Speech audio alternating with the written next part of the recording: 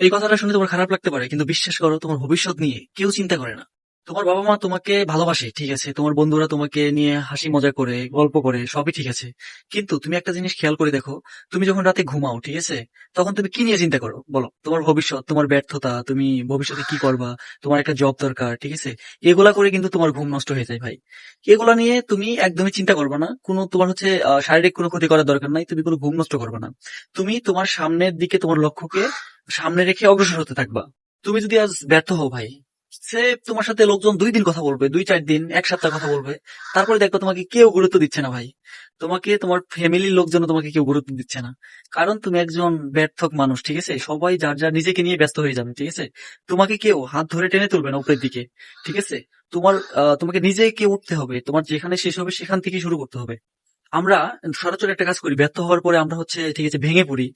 আমরা ভাবি যে আমাদেরকে কেউ একটা সুযোগ দিবে, আমাদেরকে কেউ হাত ধরে টেনে তুলবে।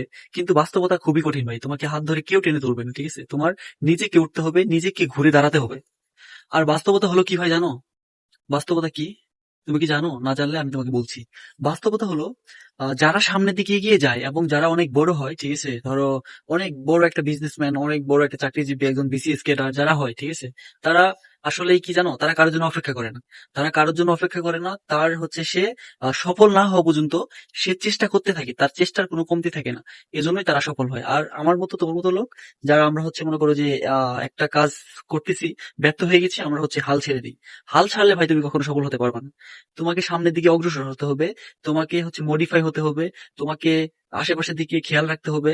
এবং তুমি হচ্ছে দেখবা যারা সাকসেস হয়েছে তাদের জীবনে কত ত্যাগ তিতিক্ষা কত কিছু গেছে, তাদের জীবনী পড়বে।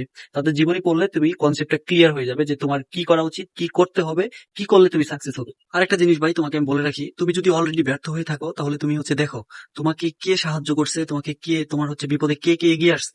তারাই হচ্ছে তোমার প্রকৃত আত্মীয়, প্রকৃত বন্ধু, প্রকৃত মানুষ। তারা তোমার ভালো চায়, ঠিক আছে। আর যারা এগিয়ে আসে নাই, হচ্ছে যারা সান্ত্বনাটুকু দেয় নাই, তারা হচ্ছে তোমার কখনো ভালো চায় না। তুমি, আর যদি তুমি ব্যর্থ না হয়ে থাকো, তাহলে হচ্ছে তুমি চিন্তা করে দেখো যে কারা তোমাকে হচ্ছে, তুমি যদি ব্যর্থ হও কারা তোমাকে সাহায্য করবে, কে তোমাকে হেল্প করবে। একটু চিন্তা ভাবনা করে দেখো। দেখো যে তোমার, আমার খাতা শূন্য, তোমার খাতা কি আছে আমি জানি না, থাকতেও পারে, ঠিক আছে। একটু গভীর চিন্তা করে দেখো। মানুষ উপরে উপরে অনেক কথাই বলে, কিন্তু তোমাকে কেউ সত্যিকারে তুমি বিপদে পড়লে কেউ সাহায্য করতে এগিয়ে আসে না, এটা বাস্তবতা। বড় কিছু একদিনে হয় না। আজকে তোমাকে আমি একটা কাজ করতে বলবো তোমার জীবন পরিবর্তন করার জন্য। সেটা হলো নিজের দায়িত্ব নাও, অন্য কারণ না ভাই। তোমার নিজের দায়িত্ব নিজেকে নিতে হবে এবং তোমাকে পরিবর্তন করতে হবে। মনে রেখো ভাই, আমার কথাটা তুমি লাস্ট, আমি যে কথাটা তোমাকে বলতেছি খুবই ইম্পর্টেন্ট কথা। তুমি মনে রেখো, কেউ তোমার জীবন বদলাতে আসবে না ভাই। তুমি সেই মানুষ যার ভিতরে আরেকটি মানুষ রয়েছে, যাকে জাগ্রত করো এবং নিজেকে পরিবর্তন করো, এবং যার জন্য তুমি এতদিন অপেক্ষা করেছিলে।